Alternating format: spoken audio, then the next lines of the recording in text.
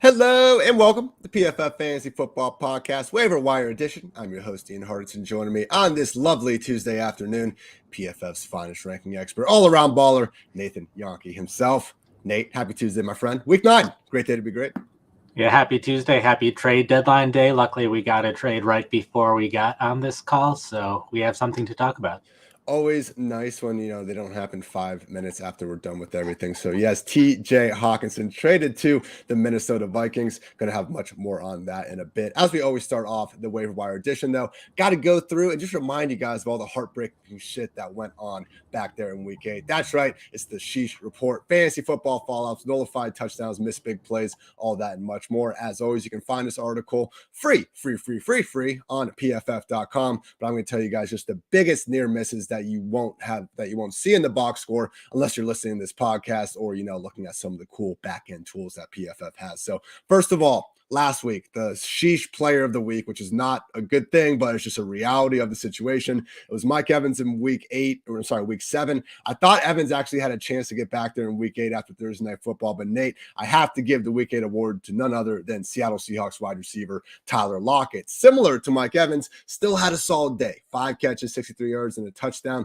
Could have been so much more, though. First, he caught a 21-yard pass in the end zone, only got 1 foot down, which, hey, for a lot of receivers, it's a reality of the situation, but some of the catches we've seen Lockett make over the years, disappointing not to see him take advantage of. Again, another beautiful Geno Smith pass. That one wasn't a drop. The next one absolutely was. 33 yards out. Hit him first in the helmet, then in the chest, and then fell incomplete. Absolute sheesh there. That should have been a 33-yard score. And then to make matters even worse, he did fumble a casual screen inside his own 5-yard line to give the Giants a goal-to-go situation. So, again, not slander. The guy's on pace for 98 catches, 1,128 yards, and 6 touchdowns. Seahawks, first place Seahawks, continuing to play fantastic, and they wouldn't be in this position without Tyler Lockett. Just wasn't quite his week in terms of the big picture. Now, pass catchers who could have scored or picked up big yards with a more accurate pass. This is where Mike Evans is back in the conversation. Another big week from 123 yards. Could have been so much bigger. Was wide open for a 10-yard touchdown early in the game. Tom Brady threw into the stands. Later, again open from 13 yards out in the end zone. This one wasn't as egregious, but went just off the fingertips. A perfect pass would have been another score. Finally, roasted Marlon Humphrey deep. Best case, perfect pass, 84-yard house call. At a minimum, should have been a 30 to 40-yard gain. Instead, just a sheesh and completion. TB12 also had a chance to hook up with Kyle Rudolph for a potential 13-yard touchdown. Missed that one as well, and that prompted Kirk Herbstreit to talk about the overall lack of timing in this offense, which is true, still awfully sheeshful. Finally, Scotty Miller did have a chance with a perfect throw for a 49-yard touchdown. Look, this happens every single week with Scotty Miller. The guy has a catch radius of a house cat, so I'm not going to overly blame Brady for that one. Just realized a lot of missed opportunities left out there on the field for the Buccaneers passing game, really the entire season. Ravens, unfortunately, continue to pop up on this list. Lamar Jackson hadn't opened. DeMarcus Robinson streaking across the middle of the end zone. Pass was behind him, allowed the defender to catch up and force the incompletion.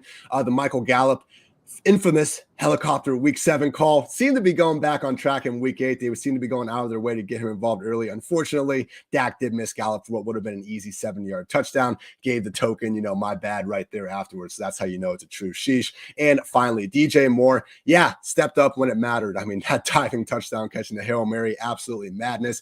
That said, could have been a lot bigger. He had potential 81 and 24-yard scores out there. The 81-yarder PJ overthrew. The 24-yarder PJ underthrew. underthrew. So, hey, 150 yards and a touchdown, we'll take it. But guys, the ceiling for DJ Moore as the clear-cut number one in this offense seriously is the roof, and we saw that last week. Some big-time drops. So Tyreek Hill actually, I mean, again, we saw the 2 long catches where Tua underthrew him, but he still managed to catch it. But he had a ball that got charged as a legit drop by PFF that would have been good for a 60-yard score down the middle. Hit him in the chest. Both defenders ran into each other, and Tyreek just couldn't come down with it. So again, maybe like the first big mistake Tyreek has made the entire season. I don't think anyone's too worried about it. The dude continues to get 150-plus yards on a near-weekly basis. Josh Reynolds also dropped the ball in the end zone. Would have been good for an 8-yard score. I don't like to assume too much yak, but we did have a couple situations here where Cortland Sutton coulda, shoulda, woulda had a 33-yard go-ahead touchdown late in that game. Unfortunately, let the pass hit him right off the hands and onto the ground. Also, Tyler Higbee, man. They designed this beautiful crosser. It worked. They had the pick play. There was one defender between Higbee with Cooper Kupp blocking in the end zone for a 72-yard touchdown. Unfortunately, Higbee just dropped the pass. So again, not saying it for sure would have been a touchdown. At a minimum, though, pretty big plays left on the field for Sutton and Higbee. And as fantasy managers saw from, they're pretty brutal overall measures. Would have been nice to even get that. Velus Jones Jr. dropped a deep ball that should have been good for 40-plus yards. And also Tyler Lockett, not the only Seahawks receiver to drop a touchdown. Marquise Goodwin also had an 18-yard score go through his hands. So Geno Smith, a little bit more underwhelming in the box score than usual. Just realized that was not on him. Final note was that tight end Evan Ingram did drop a touchdown. Now, he got held right before it, so not an official drop because they accepted the penalty. Just realized Ingram was actually close to having a 2-touchdown day himself. Nullified touchdowns. Brady hit Kate Otten for a 6-yard score that got brought back by a holding penalty. The Jets defense had a pick Sheesh on a terrible Mac Jones pass. Real iffy roughing the passer penalty. Went ahead and took that 84-yard pick 6 off the board. And Robert Tonyan got wide open from 10 yards out for a touchdown. Why was he wide open? Because he pretty much shoved the Bills defender on the ground and accordingly got called for an OPI. The hilariousness that was Michael Parsons getting a fumble recovery because Justin Fields couldn't simply touch him on the ground. That's a sheesh if I've ever seen one. Would also point out that Panthers kicker Eddie Pinheiro, not 1, but 2 opportunities to just, do his job, take 3 steps and kick a field goal. Instead, couldn't do it, in the final 32-yard miss being especially sheeshful. And would also note that Josh Allen had a free play, had an open Gabriel Davis in the back of the end zone, got the catch, just couldn't quite get both feet down. So Gabe Davis, always someone we know can boom, very close to getting another 29-yard touchdown on the agenda. And finally, guys, just going through the unrealized air yards. If you guys haven't been checking out PFF Josh Herzmeyer's buy low air yards model, fantastic stuff that you can get there throughout the week. And just going ahead and, especially if you're a DFS player, can really give you some not underutilized, some underperforming players that we can expect to be breaking out. So this last week, we actually had 7 players. This is pre-Monday Night Football. Have more than 70 unrealized air yards. So all that means is air yards. If I throw a pass to Nathan 50 yards downfield and he doesn't catch it, that's 50 air yards. If he does catch it and runs for a 75-yard touchdown, still just 50 air yards because that's how many yards the ball was in the air. So this week, the top guys and the difference in that, Damiere Byrd with 108 unrealized air yards, Hail Mary and a long pick on the first play of the game, a little bit fluky, but hey, credit to Byrd, continues to, show off that speed at least once per week. DJ Moore had 100 unrealized air yards. Again, huge performance that could have been even bigger.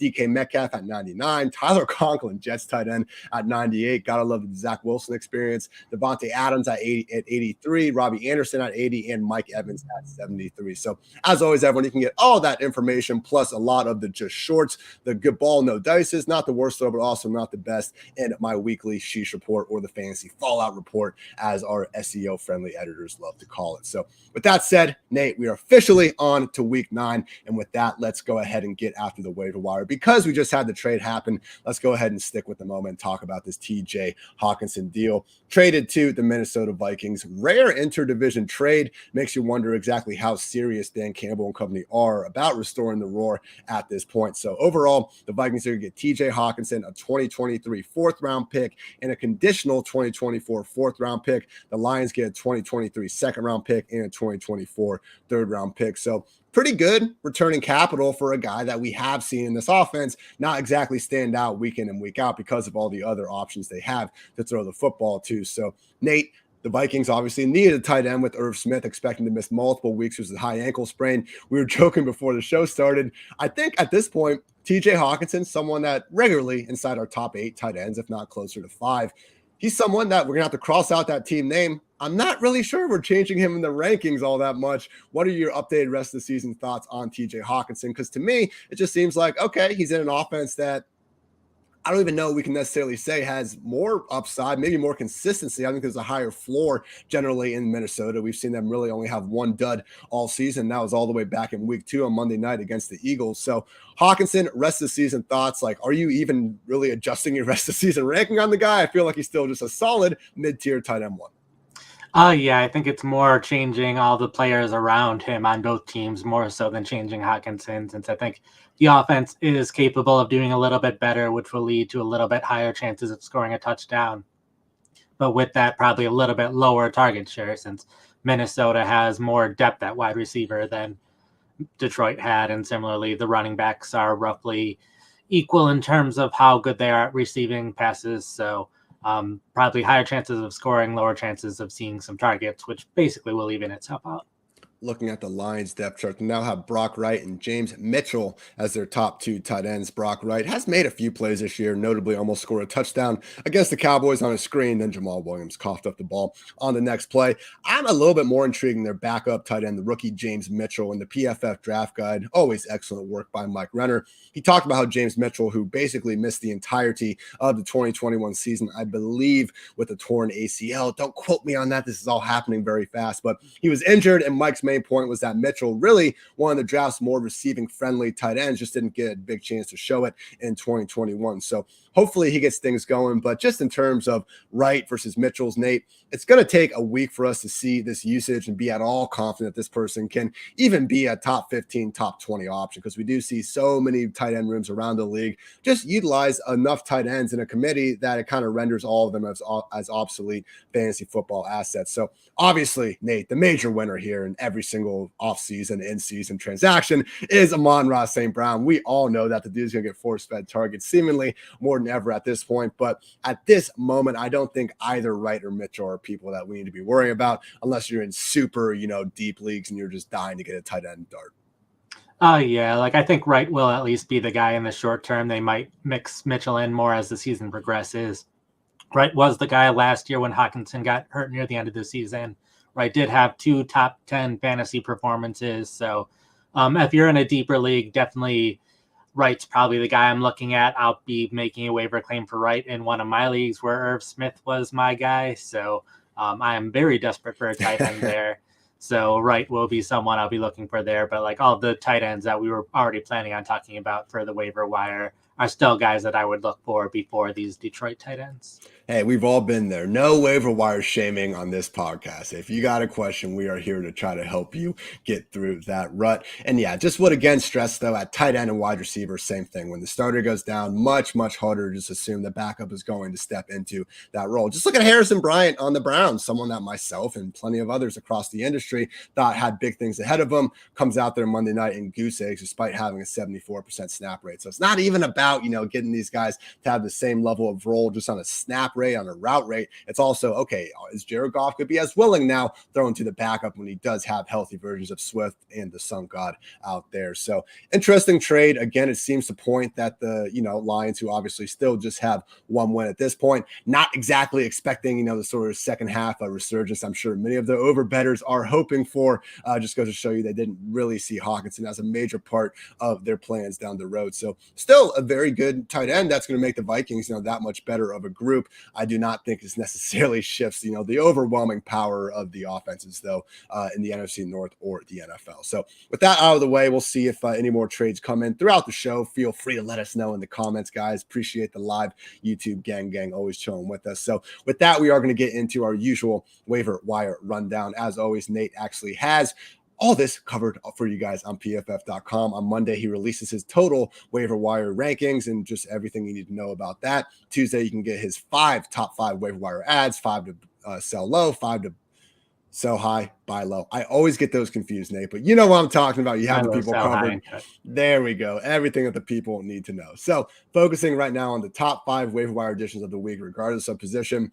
Not a ton of goodness this week. Like I will say, I don't think this is a week where we have that 3 down, handcuff running back available that you need to blow the rest of your fab on. That said, still some guys that can potentially help us down the stretch. And we're starting off with Chicago Bears running back Khalil Herbert facing the Dolphins this week. Still just owned in 48% of ESPN leagues. And with Herbert, Nate, I don't think it's going to be the most consistent standalone value. And we've seen that even as efficient as he is, David Montgomery is still the lead back there, even if it is becoming more of a 1A, 1B system. But Herbert, similar, I think, to the Cowboys' Tony Pollard, is good enough and efficient enough in an offense that really wants to run the ball. That's not wild to think he can continue to make the most out of 10 to 15 touches. So Herbert, with that aside, remains one of the top tier handcuffs in the entire league. And that seems to be why he is number 1 on your rankings. We're getting at least some standalone value. And again, God forbid something happens to David Montgomery. We're talking about a guy that's instantly in the position top 15 fantasy people. Yeah, I think he is getting some of that standalone value now. They are using him more often. They are still using David Montgomery frustratingly on the first 2 drives completely. But after that point, we've been seeing Herbert getting used more and more in the last 3 quarters these past 2 weeks. So he's been seeing double-digit carries, which I think is good enough for standalone value in games where the Bears should stay competitive. So that's why I had him this high, as he is getting at least somewhat increased usage, even though it is probably capped around this point where he'll see the majority of the carries, but still have Montgomery get almost all of the passing down work. Don't look now, everyone. The Chicago Bears starting to look like a reasonable fantasy offense we can target. They've scored 29 and 33 points over these past 2 weeks. They've traded Robert Quinn. They traded Roquan Smith. All of a sudden, we're starting to see, just that perfect situation that we want in fantasy. A passable offense that is hopefully condensing the volume with a terrible defense that keeps forcing their offense to keep their foot on the gas for 60 minutes. So Bears versus the Dolphins this week. Again, I say this before every single gambling pick. I am not someone that's going to hit 57% plus of my bets. I'm not a profitable gambler or anything like that. But when I saw that Bears-Dolphins game total, I believe it opened at 42, and now it's only up to 44. Seems a little bit low for me, Nick, because I see the Dolphins scoring on anybody. And Justin Fields and company have been passable against the Dolphins defense that, let's face it, has had their fair share of lows as well this season.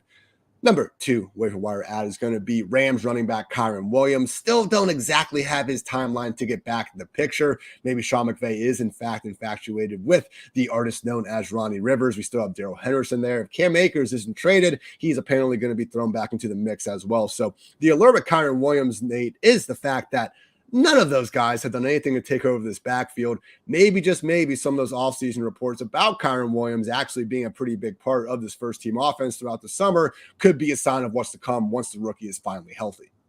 Yeah, he did return to practice last week, so that was a step in the right direction towards him playing again. There's a chance that he could, as soon as this week, be in the lineup. It's something where you have to kind of listen to what the coaches are saying, and they have talked more glowingly about Williams than they have some of the other running backs with the Rams. I know it was a 3-man committee this past week. I know Henderson was dealing with an illness, which definitely contributed to that. So I could see Henderson at least has been able to keep the passing down work regardless of whatever else is going on in the backfield. But I could very well see Williams taking over as the lead rusher on the team. With Herbert, again, definitely number 1 ad. He's someone that if you are needy at running back, I think he warrants a 20% or so fab addition. He's someone that you can get a little bit of standalone value with, again, with high handcuff upside. Kyren Williams, I don't think he'll need to even go that high, Nate. He's more someone, 10% for especially RB needy rosters? Yeah, assuming there's no new news about him today, I think you can slip and get him in now before everyone else is talking about him. The only problem is what's really been impacting the entire Rams offense other than Cooper Kupp. And this is the worst group that Sean McVay has ever had. We could usually point to the 2020 year, the last time they had Jared Goff in the final straw. And yeah, they weren't great. They were number 22 in points, but still 11th in yards. This year's Ram offense, they ranked 28th in points and 30th in yards. I mean, look, 30th ranked offensive line and pass blocking grade. That certainly hasn't helped matters. I'm not saying it's any one specific person's fault, but man, Matthew Stafford last year, he threw 41 touchdowns, so you can live with the 17 interceptions. This year, he's on pace for 17 touchdowns and 19 interceptions. So hasn't been good. hopefully McVay goes back to what he's known best over the years, and that is featuring a true workhorse running back. Maybe, just maybe, that could be Kyren Williams, because Lord knows nobody else there has really been able to solve this puzzle so far. Number 3, waiver wire addition, Nathan, it's going to be Rondale Moore against the Seattle Seahawks. Now, we actually saw this matchup a couple of weeks ago, and it didn't go awesome for the Cardinals. Specifically, they only scored 9 points in that one, but they brought DeAndre Hopkins back in the offense, and all of a sudden, things have looked awfully good for everyone involved. 42 points against the Saints, 26 points against the Vikings, and the really good news is that Rondale Moore, with Robbie Anderson now on the outside, back in the friendly confines of the slot. So I remember in week 6, pitching one of my rare wins in the old gambling world in the player prop scene with Rondale Moore getting that over against the Seattle secondary. That's very good. Again, they've improved also throughout the year. This is not this terrible defense that we thought we were maybe getting after the first 5 or so weeks of action, but historically, and even this year, this has been a group that has allowed slot receivers, especially, to have bunches of success. So, Nate, with Rondale, we'll see what happens when Hollywood Brown comes back, but that's not necessarily something that's imminent at all. He's still on IR, and we haven't really gotten a clear timetable on Brown's return at all to this point. Rondale Moore, someone that does seem to have a chance to get around 10 combined targets and carries per week. And this week, it's an especially good matchup with all these guys on bye, man. I haven't gotten through my rankings yet, but it's going to be pretty hard to keep Rondale, even out of the top 30 at this point. Oh, yeah. He had a 100-yard game, scored a touchdown this past week, and he's never leaving the field, even though they have all these other wide receivers. When they're in 2 wide receiver sets, it's Hopkins and Moore on the field. And we did get to see him play in the slot. It was A.J. Green playing a bit on the outside as well. They're basically rotating 3 wide receivers for that 3rd wide receiver spot, but none of that's really impacting Moore too much outside of where he's lining up. So I think he's just on the field all the time. The Cardinals offense gets really hot and really cold sometimes. If they're hot, then I don't think you can keep Moore out of your starting lineup. We haven't quite seen them put it all together yet. Again, this is a team that ranks 27th in EPA per play in the first half, and they're literally 3rd in the second half. So this is, again, why I've called them one of the more frustrating teams to watch. Not because they've been terrible throughout it. It's because you see the ceilings, you see what they're truly capable of when everything's working, and then you see them still be so bad for extended stretches. So hopefully it would make sense if you add a healthy Hopkins, you add a healthy Rondale, and Kyler starts to figure things out more than ever. So Rondale Moore finally starting to have that sort of touch ceiling that made everyone, including myself, so hyped about the guy throughout the summer. Number 4 waiver wire addition of the week is going to be Justin Fields, still only owned in 26% of ESPN leagues. And Nathan, he's doing it again, man. Justin Fields was absolutely brutal during the first 4 weeks of the season. There's no other way to really talk about it. And even in fantasy, man, it didn't matter that he was running the football a lot. Weeks 1 through 4, Justin Fields, QB 23, 28, 32, and 25. And then all of a sudden, over these past 4 weeks, QB 12, QB 9, back-to-back QB 5 finishes here in week 7 and week 8. So we've seen the passing game be approachable. I mean, my God, the first month of the year, you weren't even sure if they could crack 100 yards more games than not. So it's still not getting the most help from the receivers. I'm not expecting Fields to ever be this, consistent 300-plus yard passer by any stretch of the imagination. But Nate, no one's running the ball more than this guy at this point, other than Jalen Hurts and to an extent Lamar Jackson. That is pretty much enough alone, just this rushing upside for Justin Fields to be a QB1 the rest of the way. Oh, yeah. He ranks 2nd in rushing attempts, rushing yards, one of the several quarterbacks with 3 rushing touchdowns on the season. His receivers are getting a little bit better. N'Keal Harry seems to have taken the 2nd wide receiver spot. So that's a step in the right direction, at least. Byron Pringle could be, he returned to practice, could be back in the lineup soon. So even his receivers could be getting a little bit better along the way. And he does have the highest average depth of target for a quarterback who's currently starting in the NFL. So plenty of opportunities for big plays along the way as well. Fields absolutely our preferred streamer of the week. And it's a reasonable matchup against the Dolphins. They are a little bit boomer bust in the way, they're just so blitz happy, and they are capable of, making some plays on the ball with Xavier Howard and others in the secondary. But only the Steelers, Falcons, Lions, Raiders, and Chiefs have allowed more fantasy points per game to opposing quarterbacks than the Dolphins this season. So overall, I looked at the quarterbacks only rushing fantasy points per game. Jalen Hurts is in first place with 9.5 fantasy points per game just from rushing. Lamar Jackson second at 8.4. Justin Fields at 7.6, really not far behind those guys at all. Daniel Jones and Josh Allen, the only other quarterbacks over 6. So, hey, when you look at it, they're even leaning into this more, man. No quarterback has more design rushes than Justin Fields with 17 over the last 2 weeks. Credit to the Bears, man. They're making something out of this offense, and I still wish that they had put any amount of effort to get Justin Fields, another good receiver or two, but that's life. Hopefully that he gets a chance in year 3 to do it. Remember how Josh Allen looked his first 2 years? You got Stephon Diggs, all of a sudden he's a world beater. Jalen Hurts first 2 years, you got AJ Brown, things look pretty good. Will Justin Fields make that leap? I have no idea. Let's find out though, because that'd be a lot cooler than just continuing to surround him with, these players that are not very good, with all due respect to Darnell Mooney. Finally, Nathan, our number 5 waiver wire ad of the week is going to be Broncos tight end Greg Dulcich on a bye, but so far what we've seen from his usage looks like he might be a top 10, top 12 tight end the rest of the way if it sticks. Yeah, he's been worthy of being a fantasy starter every game of his career so far. Yeah, a lot of it has come in very short periods of time. He had like 70 yards in one drive in the game, but that's still better than you'll see out of basically any other tight end over the course of a game. So, he's playing in a lot more 2 tight end sets. That's been increasing as the season's progressed. So I'm not really concerned about his role in the offense anymore. It seems like the team will be needing to pass a ton throughout the rest of the season.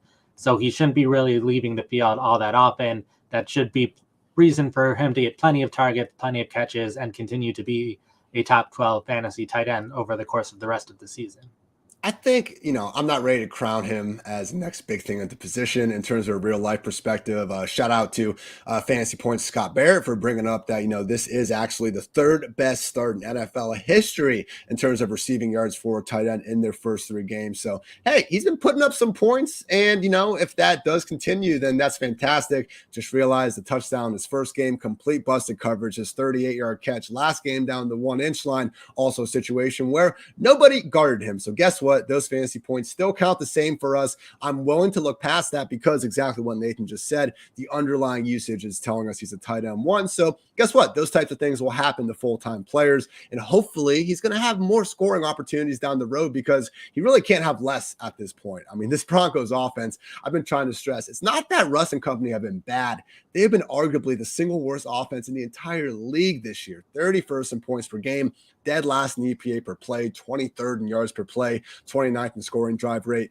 Please, guys, it's so sad, Nate. That 21-point, performance in London, that felt like a breath of fresh air. And it was like, Russ barely skirts back 250 passing yards. So they got this week 9 bye.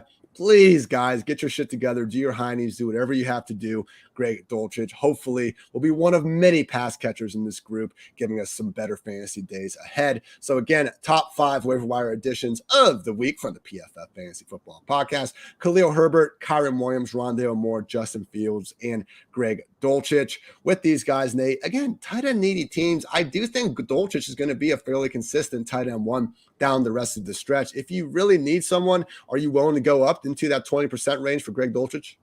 I think so. Yeah, it probably depends a little bit on league type and make sure that you have a tight end that you can start this upcoming week since he has a bye. But that being said, I'd be fine having him in your lineup the rest of the year. So I think 20 is fair. Justin Fields, another one where I do think quarterback is replaceable enough that you don't need to make a habit of going out of your way to go get these guys. But that said, this is not a 1-week fluke. This is not, hey, look at Justin Fields in this matchup, and after this, we're done with him. This rushing usage is pretty much too big to bust. If you just look at the overall 17-game pace from every quarterback this year, Jalen Hurts is in first with 192, but second place, even ahead of Lamar, ahead of Daniel Jones and all these other guys, is Justin Fields at a 162. So Lamar Jackson holds the single season record for rush attempts in a year with 176. Even if Fields isn't quite as good as Lamar Jackson, guess what? We'll take 80% of that in fantasy land 8 days of the week. Rondale Moore, again, someone that I also think we have an extended stretch here. So if you want to go into that 20-25% range for Rondale and Khalil Herbert, I think that's reasonable. Kyren Williams, much more of a dart, someone that realistically this time next week, if we get some bad usage, or if later today the Rams go ahead and make a trade for one of these running backs allegedly on the market, he could be someone that's immediately not going to be a viable option. So Herbert, Rondale, Fields, and Dulcich, really feeling good about Kyren Williams, a little bit more of a lottery ticket. Oh, yeah. And there's not many lottery tickets left, so That's true. get them while you can. That is true. I mean, it gets freaking dire out there on the waiver wire sometimes, Nate. I know I don't need to tell you that. All right, we'll go position by position now, a little bit deeper here. And again, can't stress enough that Nathan has all this covered in his articles weekly on PFF.com. So already talked about Justin Fields. Again, only owned in 26% of ESPN leagues. So if you guys are listening to any of these players and God, why are you talking about them? They're already owned. They're going to be owned. I hear you. I think it's wild sometimes too, but we're working off the percentages and I don't have a better solution than doing just that. But after Fields, Nate, we have Jared Goff, Marcus Mariota, Andy Dalton, and PJ Walker. I would say in that order, we can talk about Goff maybe versus Mariota in terms of upside this week. But Jared Goff really does seem like the second best streamer at home against the Packers. And to Goff's credit, I mean, last week I mentioned the one Josh Reynolds drop touchdown. He had another chance for about a 40-yarder on 4th and 1. Really wasn't a bad game from Jared Goff. We saw him get his weapons back, and accordingly, he started putting up better numbers. I view Goff and guys like Andy Dalton a little bit in the same light. There really are some of its parts quarterback, and when the parts are all there, good things happen. Now you take Hockenson out of the equation, it's not ideal, but Jared Goff at home against the Packers, as I was making my quarterback rankings today, certainly someone that's going to be ranked closer to 12 and 20.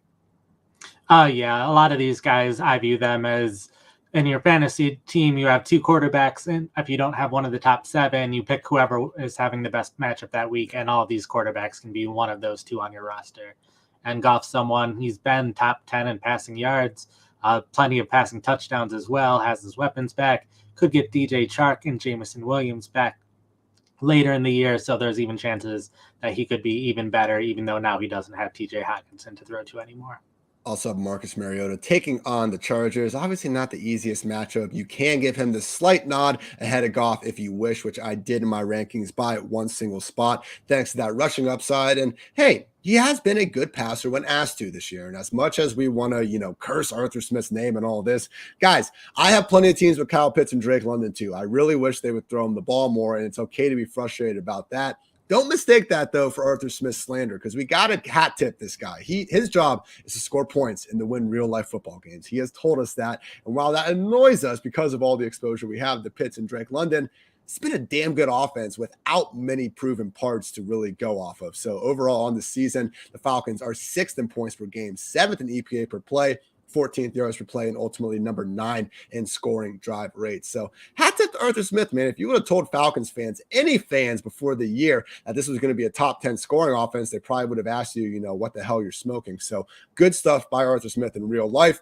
That said, please just throw the ball to Pitts in London a little bit more, man. We are begging you. Finally, PJ Walker, just 2.1% owned, facing off against the Bengals. Fantastic story, Nate. Again, some of the throws he's making are absolutely spectacular. Highest big-time throw rate of any quarterback this season with a minimum of 50 dropbacks. How confident are you in this Carolina Panthers offense keeping on? From DJ Moore's perspective, I'm feeling good because of all the volume and just there not really being too many other guys to really take that on. In terms of PJ Walker, continuing to make the most out of this offense, it's been a fun story. I think he can flash a little bit, but in this group, man, I still have a hard time putting Walker anywhere above any of these guys. Yeah, but to go back to something you were saying before, how we have some people watching this and are like, these guys aren't available in my league. I try to get a high variety of players who are available in different size leagues.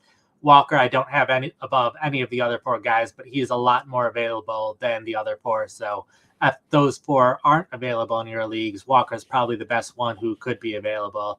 I think the offense might not do quite as well going forward, but I think Walker's done enough to keep the starting job at least for the foreseeable future, and they have been passing the ball fairly well. He's graded well to this point, so I think he can continue to produce at least at some level.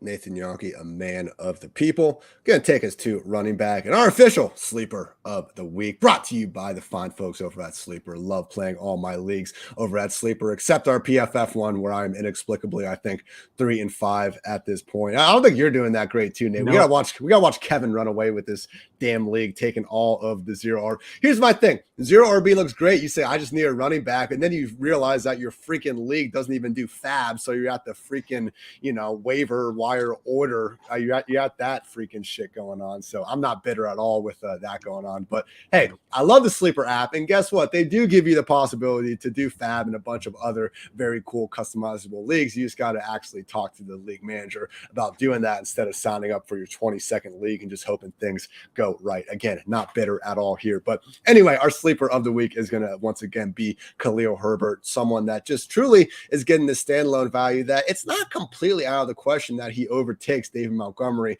at some point this year. He has been the better back in every single rushing category, even after going in and trying to find some of the stuff to make sure I wasn't just, rewarding a scat back or a change of pace back for having less overall volume. I mean, even looking at yards after contact, percentage, just amount of carries with 2 or more yards after contact, Herbert and Montgomery are within 1%. You look at actually who's had a higher percentage of their runs against 8+ defenders in the box.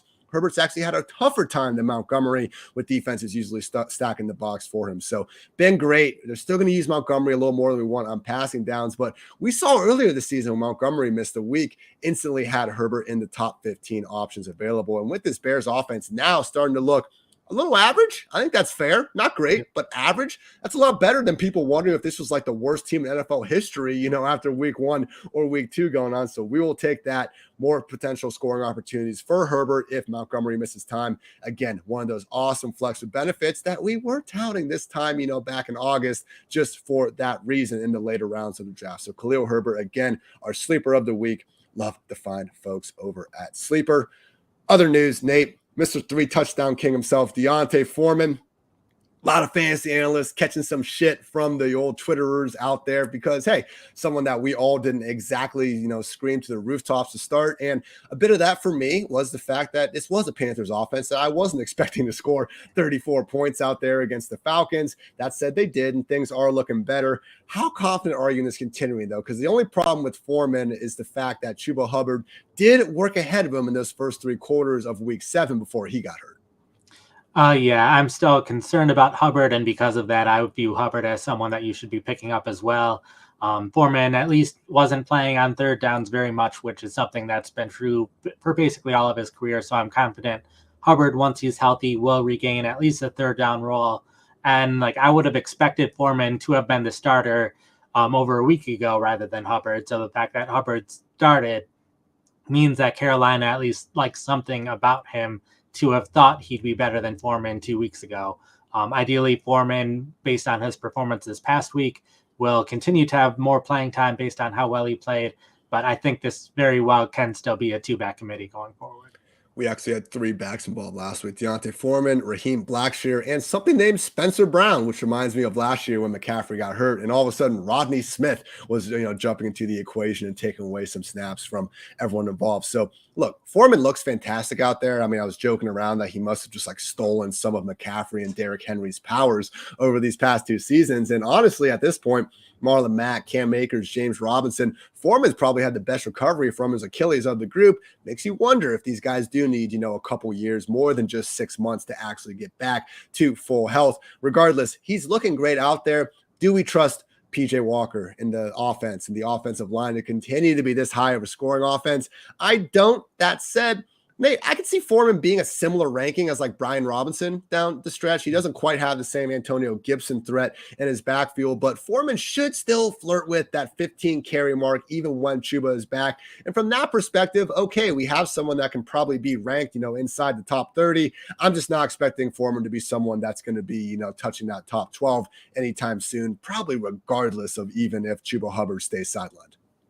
Yeah, I think I'd agree with you. And if Carolina's offense does regress, I could see that being a situation where Hubbard starts playing even more because they'd be in more passing situations, which Hubbard spent on the field more in the passing situations. Foreman is already owned in 66% of ESPN leagues. So if he's available, that's probably going to be, more of a shallow league. And I don't love the idea, Nate, of chasing, again, what's going to be easily his best performance of the season, though. So I feel like a reasonable amount for Foreman is a 15% fab addition. Chuba maybe a little bit less because people are going to be off that set. And he still is obviously dealing with this injury. Foreman, about a 15% guy. Again, he's even if Chuba is out the rest of the season, man, we just saw in this week that they weren't willing to completely turn the backfield over to him. And yeah, look at the Gus Edwards game 2 weeks ago when these early down backs score touchdowns. It looks like they're never going to lose again. You take away those touchdowns in full PPR scoring, things get tough in a hurry. So 15% for Foreman, or am I not giving him enough credit? I think 15% is fine, and I seem more concerned about Hubbard than you going forward, so I might even go slightly lower than 15. Gus Edwards, speaking of, is dealing with this ankle injury. It's not as severe as we actually thought it might be based on, when it happened on Thursday night. He does have quite a while to get ready before this Monday Night Football matchup against the Saints. I am pulling up Harbaugh's most recent comments about Gus the Bus right now. And yes, he said that he's dealing with a minor hamstring strain and is questionable for the team's Week 9 matchup. So unfortunately, because this is on Monday night, you're going to have a backup plan, anything with Gus Edwards. Maybe that backup plan could be Kenyon Drake. Justice Hill is still going to be involved to an extent, but Mike Davis is completely on the out. So Nate, with Gus Edwards, someone that, hey, weekly low-end RB2. Again, he's basically Deontay Foreman in an offense that we're more confident in scoring points on a weekly basis. If not with Gus, I don't want to say I'd necessarily cross out his name and just immediately slide Kenyon Drake in there, but it wouldn't be that big of a drop-off. Gus Edwards fantasy managers or people looking to get him, it seems like Kenyon Drake is just naturally the solid pivot you'll need to make this work on Monday Night Football. Yeah, I think Drake will see more playing time than either one of those backs would see individually just because of how few backs they would have left. I think Edwards on Thursday night, I know he was disappointing people over the first half, but he was still on the field whenever they wanted to run the ball. So looking more long-term, I'm okay with Edwards since I think he'll still be the primary rusher. Even with J.K. Dobbins coming back, I think Edwards will still see double-digit carries each week. So I'm probably not wanting to trust either of them this week just because it's Monday night. Right. If you really need to, then have Drake as the backup plan. But long-term, I think Edwards can still be someone who not going to be a top 15 running back, but can be a starter in the right matchup.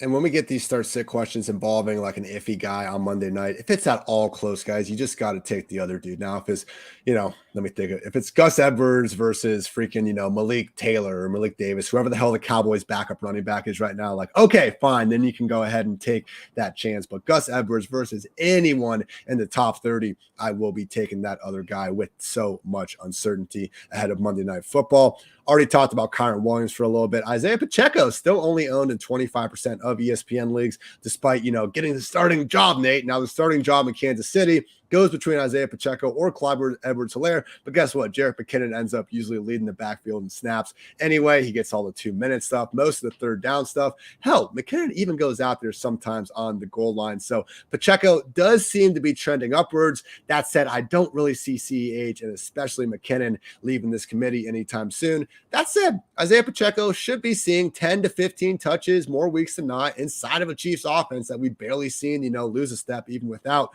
Tyreek Hill. What are your rest of season expectations for Pacheco, and how eager should people be to grab him off the waiver wire? Oh, yeah. Typically, 3-back committees you want to avoid altogether, but because this is Kansas City with the high-powered offense and the chance of scoring touchdowns, I think the really exciting thing is Kansas City's schedule gets a bit easier going forward. And with that, they'll be able to run the ball more, and they do tend to trust their younger players more when they're ahead compared to when they're behind. So if they're winning, we should be seeing more Pacheco than we've been seeing these past couple weeks. 3 of their next 4 games, you could just see these getting out of hand in a hurry. They got the Titans at home on Sunday Night Football this week. All due respect to the, again, WWWWW, 5 straight wins, Tennessee Titans. Mike Vrabel, Coach of the Year. I am here for it. That said, if we're going to get a banged up Tannehill or, God forbid, Malik Willis out there again, it could be a tough afternoon for the Titans offense. The Jaguars in Week 10 looked like they were Super Bowl contenders after Week 3. At least that's what the mainstream media was telling us. Has not looked that way lately. Okay, we've seen some Chiefs and Chargers games be great, but then that Rams game, man, who knows if, again, this bottom 5 offense can't actually keep up with the Chiefs. So we're looking at 3 of the next 4 games where the Chiefs do seemingly have a good chance of getting up by quite a bit. Isaiah Pacheco should be the big addition there. So again, I do agree Khalil Herbert tends to be the main guy. After him, though, Nate, I think it's pretty reasonable between Foreman and Pacheco. And honestly, I'd probably throw my chips down at Pacheco. I'd be more willing to go, I think, up to the 20% range for Pacheco than Foreman. What say you? Pacheco, I'm fine. Not quite going to the 20% just because he's been a name on people's radars all season long. And yeah, he's on the upward trend a little bit now, but I think if people wanted him in your league, they probably already tried to get him. So I don't think you even need to go up to 20 in order to add him to your roster. It's a good point. I do question what his total best case upside is. They still have Ronald Jones on this roster. He's not playing special team snaps. He's Ronald Jones, but like they could have just cut him. Instead, they're keeping him. So if one of Pacheco or CEH got hurt, yeah, the other guy would get a nice boost, but I think we'd see an annoying amount of Ronald Jones out there. Not that he would be an asset. It'd be kind of like Ty Johnson with the Jets. Like you just look up at the end of the day and you're like, why do you have to be there? Be a lot cooler if there were only two backs. Also have Jalen Warren on by. My God, some of the memes on Najee Harris, just, and his having a hole and just kind of instantly trying to make people miss anyway, instead of, putting his head down, cracking me up. So again, I don't think Jalen Warren is necessarily going to overtake Najee Harris, but he is one injury to Najee Harris. Unlike Pacheco, Jalen Warren, one injury away from legitimately being a top 15 running back potentially on a week-by-week basis. It's one of these weird situations similar to like Cleveland where right now, Nick Chubb is never going to get a 90% snap rate. Najee Harris right now with Jalen Warren is not going to get his usual 90% snap rate. If something happens to Najee Harris, though, I do think Jalen Warren would all of a sudden have the workhorse role, just like in Cleveland. Oddly enough, when Chubb and Hunt are out of the picture, Dearness Johnson gets that workhorse role that we kind of wish one of those other guys could get. So don't forget about Jalen Warren, Rashad White, Alexander Mattison, Khalil Herbert, all these guys that are truly only one injury away from having a legit 3-down role. Also want to point out Latavius Murray on bye. Did look like the more explosive Broncos running back last week. Already talked about some of the overall problems in Denver, but hey, Latavius Murray, again, if you're looking for someone that should see 10-plus touches more weeks than not, he's a reasonable guy that you shouldn't have to spend anything on because he's on a bye week if you want to look ahead. And what was interesting, Nate, is the presence of James Cook here, still only owned at 26% of ESPN leagues. Back-to-back games where Zach Moss has been a healthy scratch. Devin Singletary is continuing to really lead the way. I don't think Cook, even though he busted off some big plays last week, is going to flirt with standalone value anytime soon. All of a sudden, though, if something happens to Devin Singletary, no, I don't think James Cook is in the one injury. He's not a tier 1 handcuff for me in my RB article. I did move him up to a tier 2 handcuff, though. Guys like Nyheim Hines and, people that could Nyheim Hines, Kenneth Gainwell, these lead pass catching friendly running backs who, yeah, I don't think James Cook would necessarily see more than 10 or 12 carries per game without Devin Singletary, but that's okay. We don't need that, man. If he's going to be the clear lead back with that plus 5 or more targets, that's one of the more fantasy friendly roles we could ask for. So James Cook, someone that not in terms of standalone value we're loving, but his handcuff upside is looking actually better and better as the season goes on. Oh, yeah. And I could see an opportunity for him to get a little standalone value at some point. The Bills do have one of the easiest schedules remaining. They could very well be giving Cook more playing time because of that easy schedule. And if Cook plays well in that limited playing time, that could earn him more playing time over the course of the entire game.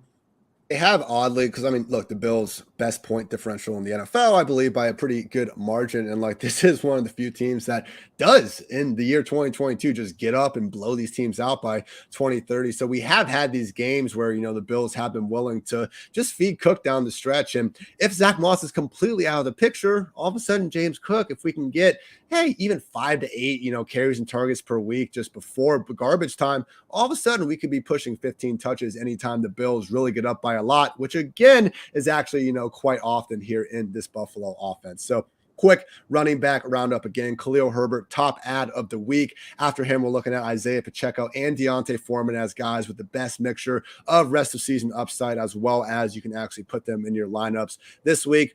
Don't forget about Gus Edwards and Kenyon Drake. The problem is they're playing on Monday Night Football, so really need to be careful with that ankle injury Gus is currently going through. Kyron Williams, lottery ticket? No. We've all tried to play the lottery before, and that could honestly be useless in a couple of weeks. Or maybe you win the lottery. To Nate's point, there really aren't many lottery tickets available on that waiver wire. So continue to give Kyron Williams a nice gaze. Latavius Murray on bye could give you a little bit of standalone value in the future. Jalen Warren continues to be a truly legit handcuff who's available in 97% of ESPN leagues. And also don't sleep on James Cook, getting a small little post-buy bump with the potential for much, much more. God forbid something happened to Devin Singletary. All right, guys, before we get on to wide receivers, I want to give a quick couple shout outs to our lovely sponsors out there, starting off with DraftKings. Make every play this season with DraftKings Sportsbook, an official sports betting partner of the NFL, and their unbeatable offers. Right now, new customers can make any $5 NFL bet and get $200 in free bets if your team wins. Check this out. In addition to the usual bets, everyone can boost their winnings with DraftKings stepped up same game parlays. And to make things even sweeter, you can throw down on stepped up same game parlays once per game day all season long. So download the DraftKings Sportsbook app now and use promo code PFF to get $200 in free bets if your team wins. Just place a $5 bet on any football game only at DraftKings Sportsbook using code PFF. Also want to note the PFF Fantasy Football Podcast is sponsored by Western and Southern Financial Group. While you focus on your roster moves, Western and Southern helps advance your money moves, buying your first home, plan to start a family, wondering how to make your money grow. Yes to all three of those things. Please, Western and Southern's playbook of life insurance, investment, and retirement solutions helps you rest assured on game day. Team up to understand needs and address goals with a game plan built just for you. Get started at westernsouthern.com/PFF. On the wide receiver, Nate, again, Rondale Moore, one of our top pickups of the week. He should be your top pickup of the week at the wide receiver position. A couple other guys that are still available in a lot more leagues than I think people would expect. We do have Allen Robinson, 60% owned in ESPN leagues at the moment in Tampa Bay this week. Awfully banged up secondary, despite some of the problems they were able to give Lamar last Thursday night. Cooper Kupp is allegedly going to be playing through this ankle injury, perhaps not at 100% though. And we have seen Robinson do a little bit better here in recent weeks. So overall thoughts on A-Rob the rest of the season, because the usage is there, Nate. If this offense could go from, again, being a true bottom 5 unit to even average, it'd be a lot easier to get behind A-Rob moving forward. Oh, yeah. At the very least, he saw 8 targets this past week. So the best he's seen there, getting more yards the past 2 weeks than he's been seeing earlier in the season. So he's been trending in the right direction. Part of the reason I had him so high is I'm writing this late Sunday night, so didn't know quite as much about the Kupp injury at the time. So Robinson looks a little less attractive now than he did before, but definitely a chance with the talent he's had before that he could still turn things around over the course of the second half of the season. Kadarius Toney still only owned in 54% of these ESPN leagues. No, we're not starting Toney this week. Maybe not next week. Maybe not all season. But what was our exact reasoning for taking chances on guys like Juju, MVS, even Mecole and Sky Moore throughout this offseason? They get to catch the football from Patrick Mahomes, and that also applies to Kadarius Toney. He deleted the tweet, but he basically already came out and said that he's not injured and he's going to be fine out there. So we'll know more when the injury report comes out on Wednesday. So, Nate, we need 2 big ifs to happen here. We need Kadarius Toney to stay healthy, which he has not proven he can do, and we need him to find a spot on this depth chart, which is not a given. That said, when they sent, I believe it was a 3rd and a 6th round pick for him, that doesn't seem like the sort of capital for him just to be, a wide receiver 5/punt returner. It does seem like Toney is the sort of, to your point, lottery ticket available out there, and we don't see many lottery tickets, especially at wide receiver. How much fab are you willing to go out and get Toney? Because I would say if he's still available in your league, everyone's kind of had a chance to get him at this point. You might not need to spend as much as, again, his best case scenario warrants. Yeah, I'd be fine with about 15 or so. The nice thing about Kansas City's offense is they already like to rotate their wide receivers a ton.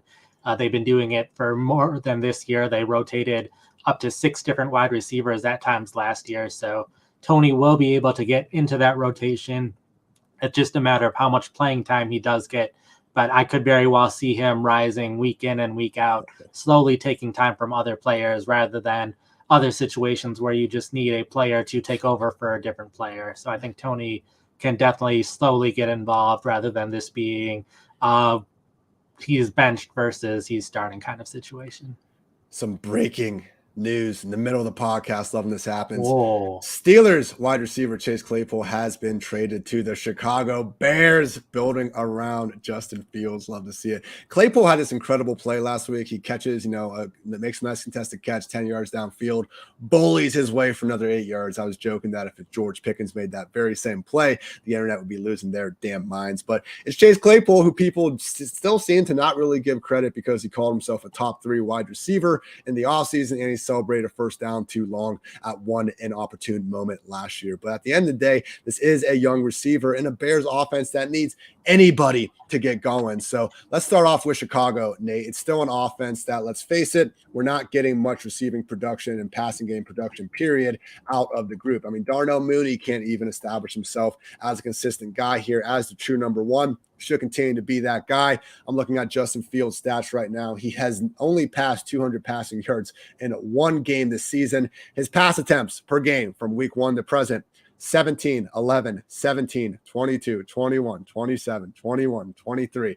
I do not think Chase Claypool is going to be much of anything in Chicago other than possibly pretty efficient on about 5 targets per game. He's not someone that I want to really be behind. It's a worse situation for him, Nate. I don't think he's going to see even better volume in Chicago as the likely number 2 than he did as the number 3 in a much more pass-happy Steelers offense. So if anything, Claypool being there makes me feel worse about Mooney's chances of actually breaking out, because now this Bears offense that, again, already didn't have any volume to necessarily spare for these guys, they now have another cog coming in there and making things that much tighter. I will gladly let someone else outbid me for Claypool on the waiver wire. Yeah, I did just check. Claypool is only available in about 29% of ESPN leagues, so he is less available than anyone else that we're talking about today.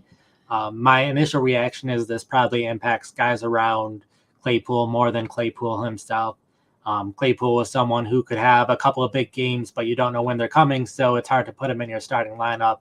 I think that'll probably be a similar thing in Chicago, where he will probably have some huge games at some point in the season. You just don't know when they're coming, so it's hard to trust him.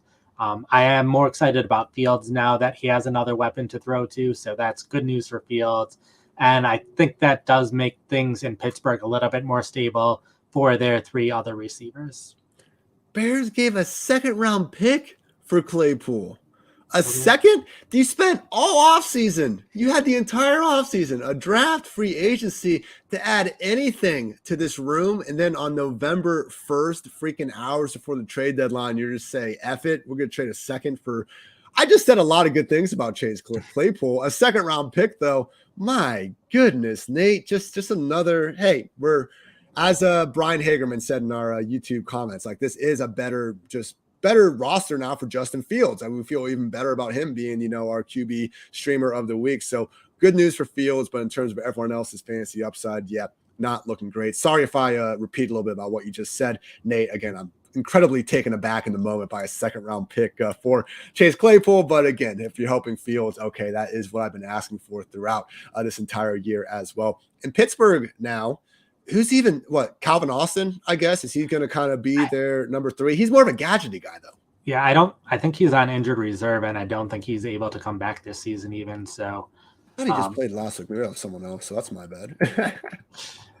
Yeah. Let me. Who's the number 3? Because Ray McLeod's obviously in San Francisco now. James Washington's in Dallas. They got Miles Boykin on the team. I don't know if he'd be their 3rd wide receiver, though. And the big thing before is they didn't have a slot receiver. Steven Sims could very well be their slot guy going forward. It's Gunnar. You can't say it. It's so hard. I do a lot more writing than I do talking, so I don't have to learn how to pronounce most of these guys' names most of the time. I'm actually going to plot twist messing up the Calvin Austin thing. I was thinking of Steven Sims because he got a jet sweep last week. Guess what, guys? When you watch the All 22, you don't get the announcers telling you, what player actually has the ball sometimes. So that's my, galaxy brain twist on messing up a player there. So now Deontay Johnson, George Pickens. We still have Pat Freiermuth, and obviously Najee Harris, theoretically is going to be getting a lot of targets as well. So Nate, I know you publish your rest of season rankings, every single Monday or Tuesday on PFF.com. Deontay and Pickens now, these were guys where, again, it was getting awfully difficult to even rank them, especially Deontay, even inside the top 30, just because of how spread out things could be from one week to the next. I don't expect any of Boykin or Sims to at all, be major factors into this equation. So, no, I don't think that this is going to be a passing game necessarily flirting with a ton of upside anytime soon. But we do have far more volume available in Chicago. And I'm not completely writing off Kenny Pickett yet, because we do this sometimes where a guy gets put into a bad situation. We recognize that. We talk about that. And then we forget about it a couple of weeks later and we just say the guy sucks. Let's not forget, everyone, Pickett got thrown into the fire at halftime against a tough Jets team. After that, they go into Buffalo. They face the Buccaneers. He gets concussed. Then they got to go into Miami, rainy Sunday night game. And then last week, they were in Philadelphia. So they have a bye week to get this together. Pretty reasonable matchups coming up against banged up Saints and Bengals secondaries. They got the Colts, Falcons, Ravens, Panthers, Raiders, Ravens. Nate, I'm getting excited about George Pickens, potentially Deontay Johnson down the stretch.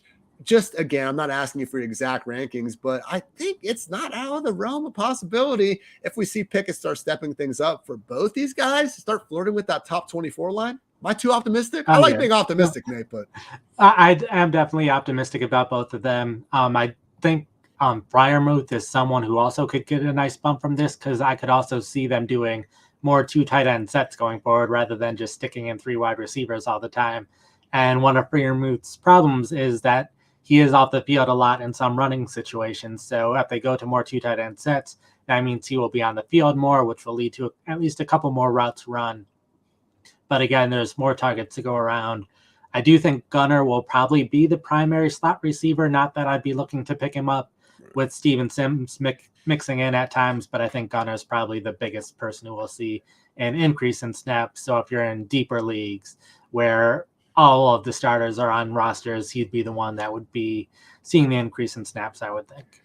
If someone's in a league where I don't have Pickens percentage owned in front of me right now, I would say he immediately becomes the primary waiver wire addition of the week. Again, he's probably taken in your league, so I don't want to be that guy. But this is someone that we were hyping up, again, several weeks ago, Nate, just as being a talented enough player that should something like this happen, he does have the opportunity to rise up in a hurry. So Pickens, someone that, again, as soon as next week, all of a sudden could be flirting with that wide receiver 2 borderline. God forbid we start getting 10 targets a game for both him and Deontay. Things could be looking up for this passing game in a hurry. All right.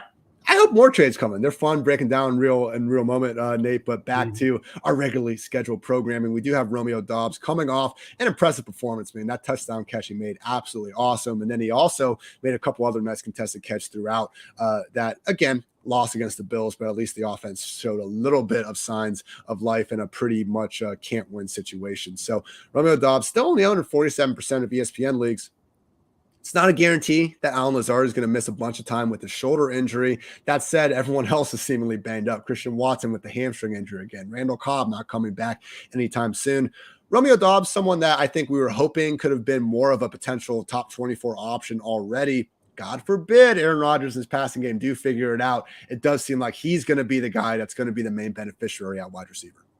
Yeah, I'm sure the Packers, if they don't pick up a wide receiver, if they keep on raising the trade value of these other receivers, which is probably why Claypool got the 2nd round pick, because the Packers were willing to do a 3rd probably. Ooh. But Doubs is the only one who can stay healthy in Green Bay. I was a little bit concerned on the first drive. We were starting to see Christian Watson take a little bit of that playing time, but then he got injured right away, and he's dealt with injuries throughout the season. So I think part of it could have been Rodgers' comments earlier in the week about players who aren't playing as well, maybe don't deserve as much playing time, but Doubs did have that excellent catch in the game. Hopefully that gained some of Rodgers' trust so that Doubs can stay on the field. And if you can be the former MVP's number 1 target, I know it hasn't worked out for 2 months, but there's still 2 months left in the season, and we've seen players' values change all the time. So he's still someone I am happy to gamble on.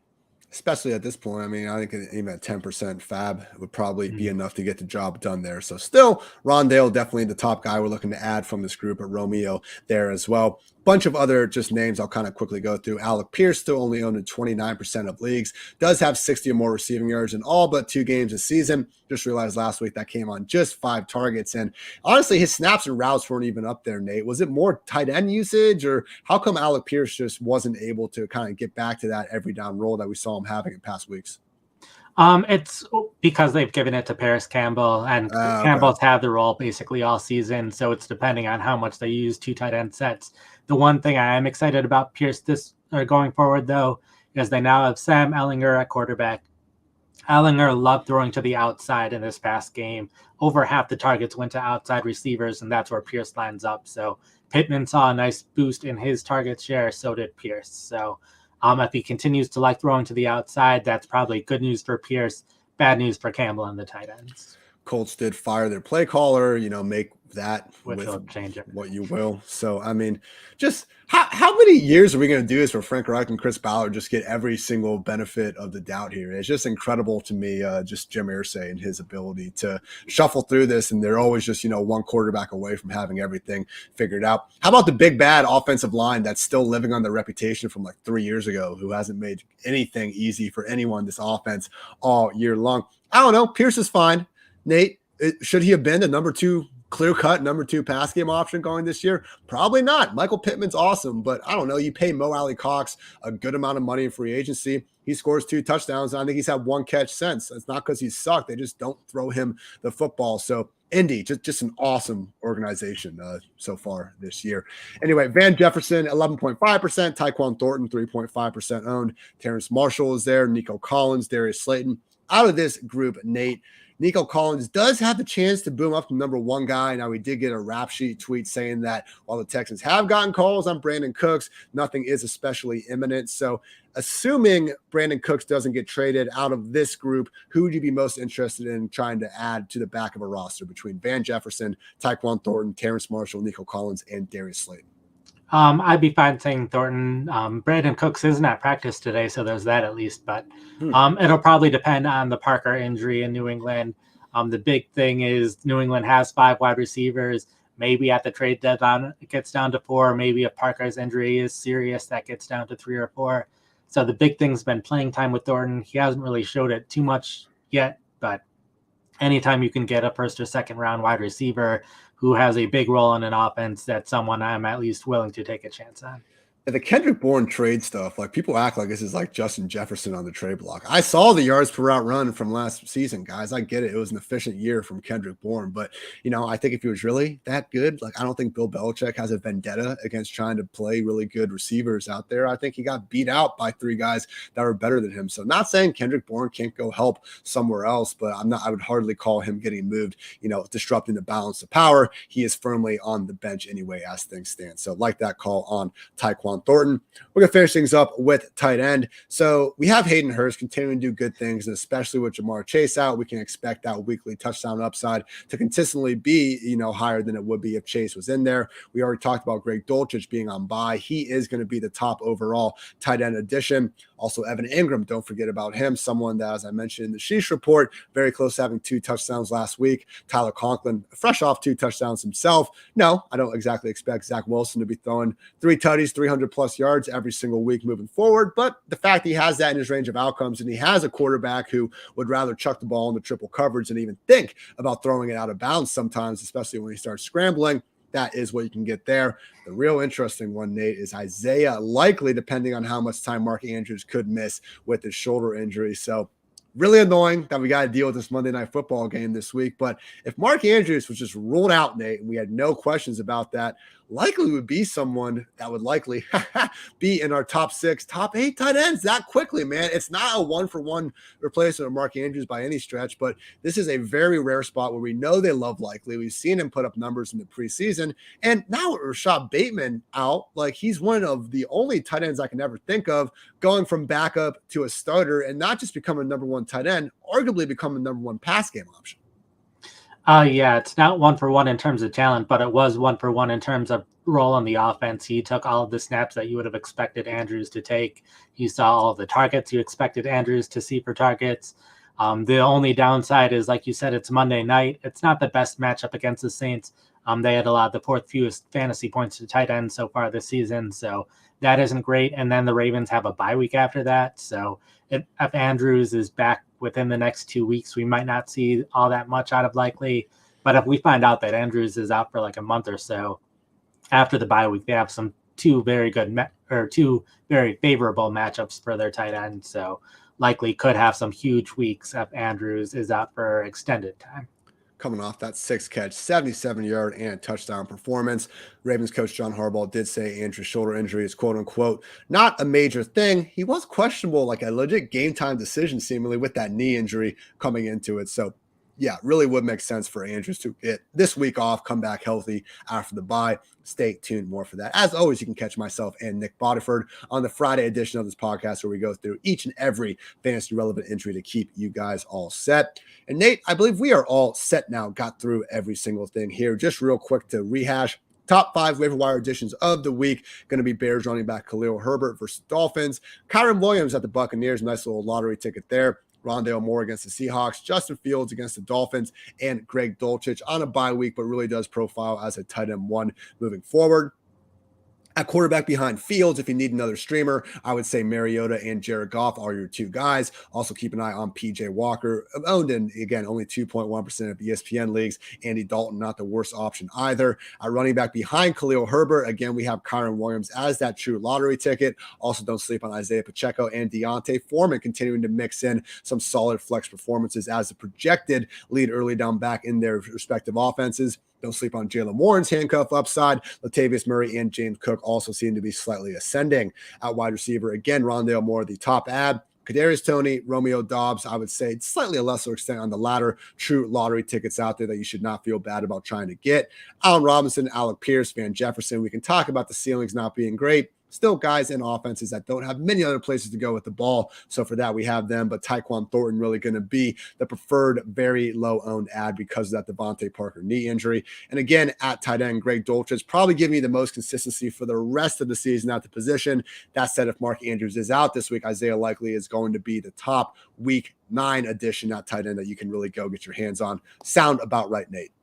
Oh, yeah, that all sounds good. And just keep an eye on any more trades because that could ruin everything that we talked about. Absolutely. At least we got the Claypool one in here. So I've been pushing PFF just for 24/7, 365 fantasy stream until I just like heel over and just fall off and then have people run me out and just bring in the next guy up. But until that point, we'll continue to try to get by with these 5 episodes per week and have you guys covered. But guess what? Anything does change, you can head on over to pff.com and we will assuredly have the updates for you there. So Nate, let people know what else you have on pff.com because I can hardly keep track, my friend. Every single week in the consumer chat, Nate is sending his damn article workload, and I swear I got to scroll down the screen just to see the whole thing. So let people know what's up, man. Sure. So I have all the recaps to all of the games that have happened so far this past week. Have the waiver wire targets with everyone we just talked about with plenty more stats and charts on all of them. Have the 5 to add, 5 to drop, 5 to buy low, 5 to sell high that went up today. Have the rest of season rankings that went up today. Tomorrow, it'll be my rankings for this upcoming week. And then the day after that, it'll be my start set column. As always, you can get my Sheesh Report, quarterback, running back, wide receiver, and tight end breakdowns all throughout the week. And hey, guess what? Mismatch Manifesto on Fridays, along with some injury notes from my guy Mario as well. So appreciate you guys tuning in to these live shows. Always appreciate, just the good vibes, man. It's an easy sport to find a lot of negative apples out there, but just blessed to, mostly have a community here that we're forming. And it's just people helping people, trying to focus on the good things in life. Nothing wrong with that. So for Nate, I'm Ian. Thanks so much for tuning in to PFF Fantasy Football Podcast. Until next time, take care, everybody.